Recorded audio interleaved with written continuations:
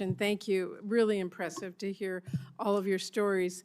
Doctor, let me just follow up quickly on that, because I heard Rachel say that as most people who are diagnosed are feeling severe symptoms before they're diagnosed. You're talking about early diagnosis. How are we educating doctors to look for that early? How are we making sure families get that information that they need to be tested? And how are we making sure that people can afford that?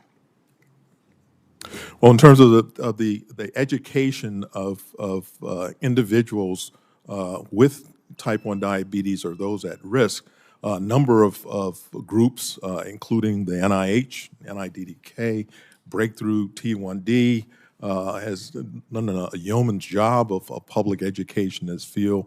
The professional societies, the American Diabetes Association, the Endocrine Society, and many others understand the work that we're doing and make sure that their physicians who are specialists in this area are well aware of it, both once it gets FDA approval, but even to enter patients into clinical trials to make sure that other advances become available. And, you know, when patients typically present, they may present with something called diabetic ketoacidosis, which is really a very troubling condition.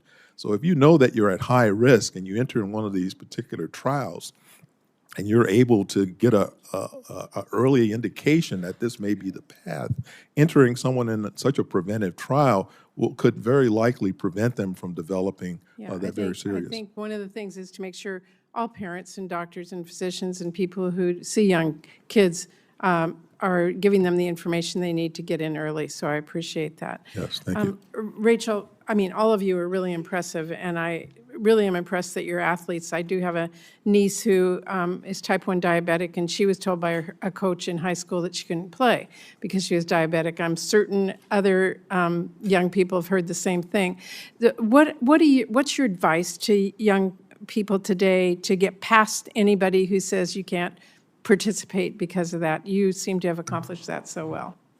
Yeah, I mean, it's definitely way harder. There's many more factors you have to think about when you're being an athlete, and for me, I tend to go low because I'm always running around on the court. Tennis is very physical, and it's only you. So I would give advice to younger people that you can do anything you want, and not to let diabetes stop you from going to play soccer or going to play tennis or doing really anything you want, because diabetes definitely makes things more challenging, but there's nothing you can't do.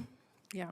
And you talked about invisible challenges, I think, Ruby. What are those invisible challenges, so we all know?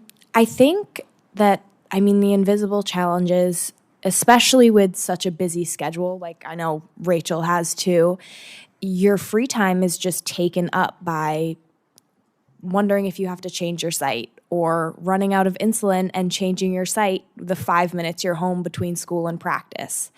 And just thinking about everything all the time, especially now. I mean, a lot of you guys are probably driving now too. Just thinking about your blood sugar before you get on the road, and thinking about how much time you're going to have before your practice or school if you're low and can't drive. Yeah. So I just think that's a really big thing. Things that other people don't see. Things other people don't have to think about. Yeah. Katie, impressive. The youngest American Ninja Warrior. All of you guys can be Ninja Warriors. You're looking at one right now.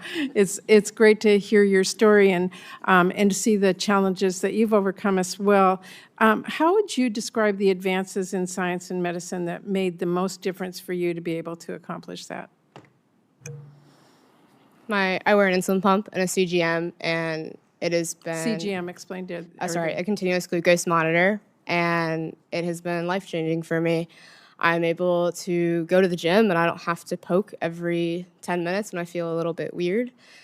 In climbing competitions, we have to be in isolation because we can't see the climbs beforehand, and we are not allowed to have phones. So I have to lock my phone and go get somebody if I want to look at it, which is hard, but it's made it so much easier that I don't have to spend the 10 minutes poking my finger to check my blood sugar, and I can focus on warming up and competing, because as it is, that takes a lot of mental energy, and so does diabetes. So it's kind of eased that for me and made it so I can go out there with knowing my glucose and having a little bit ease of mind with that as well. Okay, very good. And thank you to all of you, for all of you as well, to be here today to talk about this and make the public more aware of all the things you can accomplish and all the work we still have to do to make sure we continue the research. So thank you very much. Senator Hyde Smith.